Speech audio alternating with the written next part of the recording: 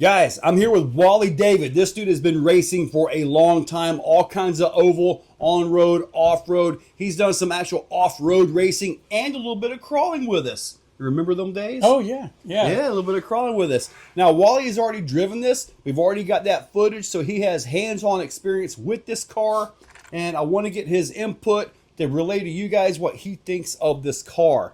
So, Wally, what do you think of the new Losi Sprint? Well, it was a ball to drive. Now I want to preface this with the fact that I don't currently drive sprint cars. I did race sprint cars on dirt oval for a number of years, pretty successful with it. Not a like superstar driver by any means. And guys watching, if you know me, you'll know that. But I've been around a long time. What? Nothing. The test we did today was out on Joe's concrete oval. I've had lots of laps on that with four-wheel drive cars. This is the first time I've driven anything other than it's two-wheel other than a 1RC. It is two-wheel drive, and it was fun with no tuning to it. We have the stock tires, which are a nice general block pattern with blocks up front. They're normal Hoosier tires, Hoosier Daddy. And they are they've got a solid foam on them. He's going to take off the top, which is quick release. And what I was impressed with on concrete, which is not really made for it, you could see the suspension working. If I drove it correctly, which takes a little bit of learning on the concrete surface, I could get some good laps, and he's got the video of it. It was a lot of fun. I have nothing to compare it to, but it was a lot of fun driving this car. I like the fact that it's got everything's adjustable right out of the box. Adjustable camber links. It's got adjustable tie rods. It does have a nice battery, ESC, nice beefy servo, and I didn't drive this car thinking, "Ugh, this, I wish it had more. I wish it had this. I wish it had that." It was a lot of fun right out of the box on the concrete. I just can't wait to see what it's like when we get to test this on a good dirt oval. The weight is offset to the left like you would want on a sprint car or any dirt oval car, depending on the rules. It's got quick access here, so you can adjust the slipper clutch. It's got a traditional slipper clutch in there, Losi slipper. It's got a nice thing. It's got an external button right here, so you can turn the car on and off right there.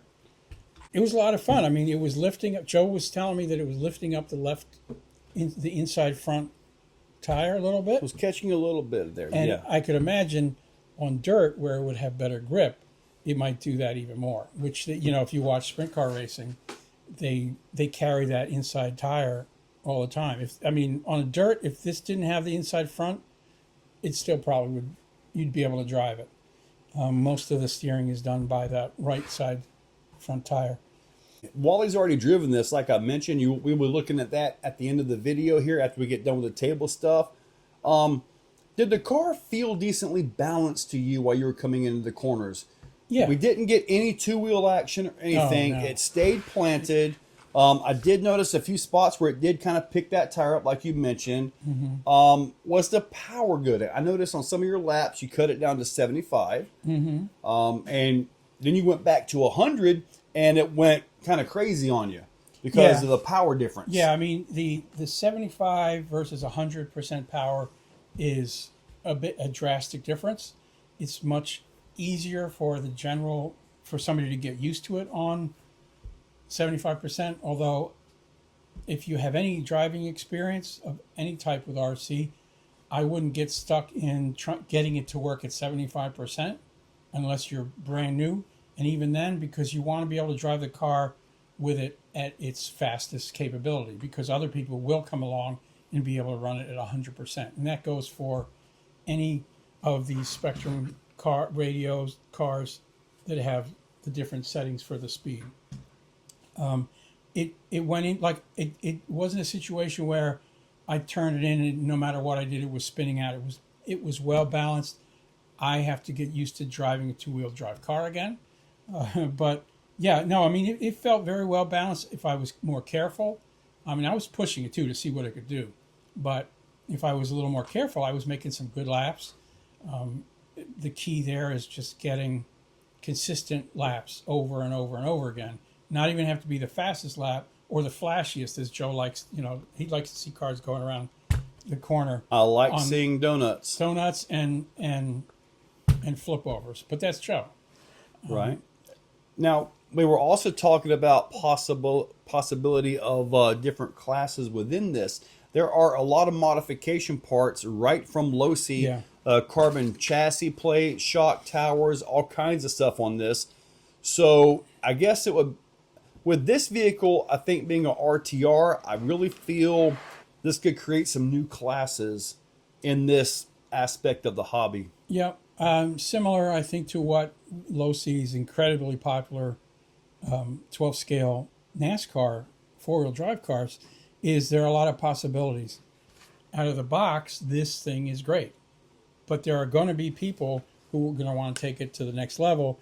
They've got carbon fiber shock towers for front and rear, carbon fiber chassis that would be more rigid and probably eventually it would have better handling when it's graphite and rigid instead of flex that's possible with aluminum.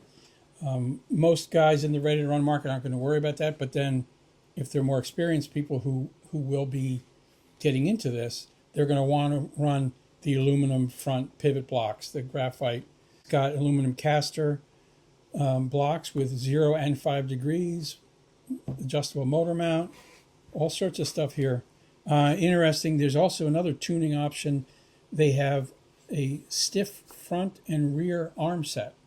So if you want a little firmer and less flex on one of the corners, you can get the different stiffness of the arms. Honestly, for me, I'm not good enough to tell the difference. I do see the different springs that are available already for different, I guess, tracks, different conditions and all that. Yep, there's a heavyweight spring set and a lighter weight spring set, which you can adjust. The shocks are big, big bore, nice shocks, all threaded aluminum stock, which is really nice. And you can adjust the handling just by changing either the ride height or also the spring rate. The heavier spring will give a little more weight transfer to the back, which will give more grip to the back. And so they just have tuning options available. So it's really great, and even more stuff on the back. It's a nice package for ready to run. And for the price point, what did you say it was? $350, I believe it is, for the vehicle, no battery or charger. $399 with the battery and the charger. So, I mean, honestly, I've got quite a few of these smart batteries, and so far they've all been doing me very well. I do have a smart charger, so I can read everything about these batteries. So, Wally, any final thoughts before we take them outside and show them the drive you just put on it? Other than the fact that this is coming home with me, no, I don't have anything else. Go Birds. Had to get that in. Had to represent. As soon as he showed up, I knew what he was doing. I'm like, yeah, I know it. It's all right. Fly, Eagles, fly. I'm actually wearing I'm wearing my shirt, so I'm legal for me. All right, guys, so we're going to go take you guys outside and show you guys the drive that Wally put on this thing. I will do my best to find the lines and all that and actually get some lap times to see if he was faster than mine. My fastest lap, and I got it, and I only got this one time. I got a couple 5.5s, a couple 5.6s, but it was weird. I went out like the first lap, I got a 5.2, but I never matched it again. Beginner's luck. It must have been. I'm sure I beat you. I don't know. We'll have to see. I'd like to see this in the fours for a two-wheel drive. That would be pretty good. Yeah, I mean, that'd be really good. It's a different beast than running the Losi that I've been running for 6 months. Absolutely. Well, guys, let's get outside. Let's see what Wally did on the pad. Let's go. Let's go. Wally David, buddy, you're up. While you're driving this, I'd like for you to give us a good rundown of your feel for the car. Yeah, so I looked at it on the bench, and I was impressed with the how beefy it is. It's definitely bigger and heavier than a traditional 10th scale sprint car. Right. But oh, I almost took you out. Sorry. I'm looking at the car. I've got snail-like reflexes. I mean, right out of the box, I've made no adjustments to it, and I'm just feathering the throttle a little bit. Right out of the box. And I mean, for tuning, well, it's got the really nice beefy shocks. It's got all links are adjustable. It's got the rear toe is already preset by the factory. I don't know if they're going to have different pills that you can adjust with it, so you can change your rear towing. But I would expect if this really takes off, somebody will make adjustable rear arms, which is something that's pretty standard in a lot of sprint cars and other dirt oval cars. Let me grab my microphone. I put it right here to try to catch the tire squealing. Oh, all right. I think we're going to be good to go, man. Wally's probably going to be quiet now because he's concentrating. I'm definitely seeing that inside tire kind of pick up, which is awesome. I mean, that's what real sprint cars do. Right? That means it's transferring the weight. Yeah, and with that rear suspension like we saw earlier, man. Yeah, I saw that come up. There you go.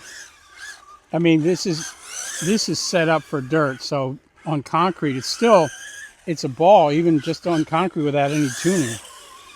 We're going to get this on that clay track out at Callahan. Yes, sir. Now, the clay track, that's a little bit larger than this one, right? Oh, yeah. Yeah, this will be able to open this up. And we can really open it up and really get some good laps in. Yeah. Nice. I'm going to switch it to 75%. 75% throttle? And just see. It'll make it a lot easier to drive, but more controllable. Now, all right, so this is 75%? 75%. When I did the Groms out here, the 75% was faster than the 100 because you could control it. Well, yeah.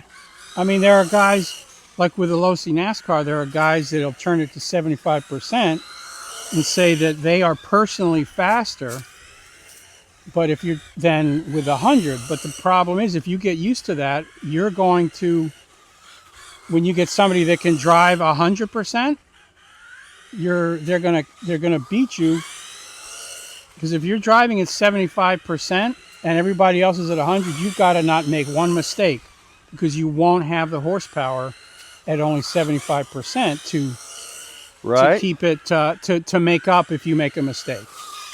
Now, the clay track, that has some embankment, doesn't it? No, it's pretty flat. Is it pretty flat, really? Yeah.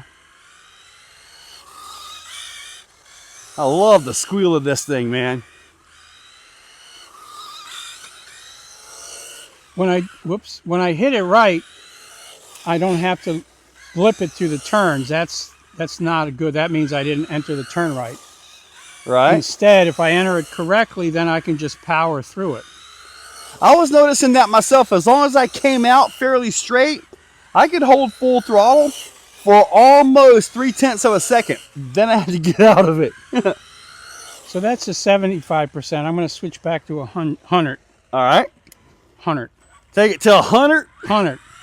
120. Big difference. Holy cow.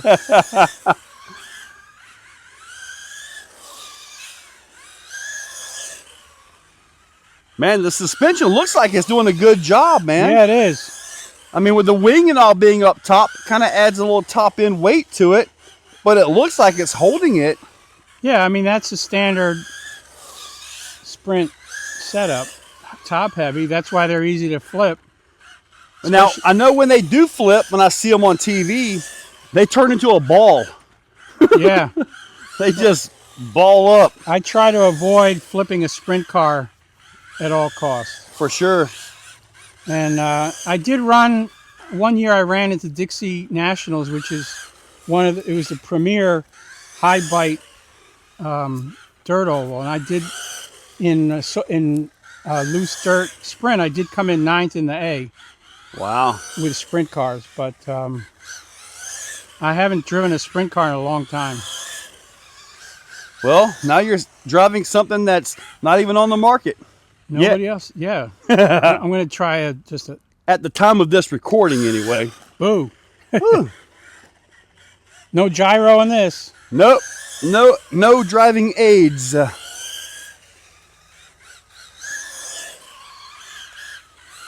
want to see if you can pick a tire up on this corner over here. You had it just a little bit. I didn't want to kill you or break the car. You lifted it a little bit going into the curve. Jeez, this is fun. Oh, man. The living legend, Wally David, gentlemen.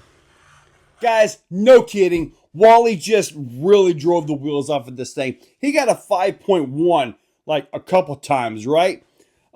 This thing right here, we're going to get this to a clay oval. We got to do it, man. That is where this thing is going to live.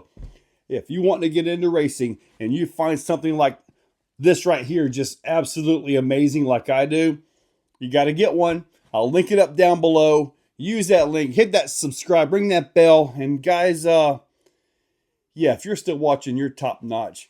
The cream of the crop, the pick of the litter. You are it, buddy. Guys, I can't wait to get this thing just some clay. I got a feeling it's going to pop some wheelies and just really get down and go. Guys, thank you all for watching, and you all have a wonderful day. If you're still watching, you are top shelf. You are the cream of the crop, the pick of the litter. You are phenomenal. Thank you for watching to the end of the video. It means a lot to me.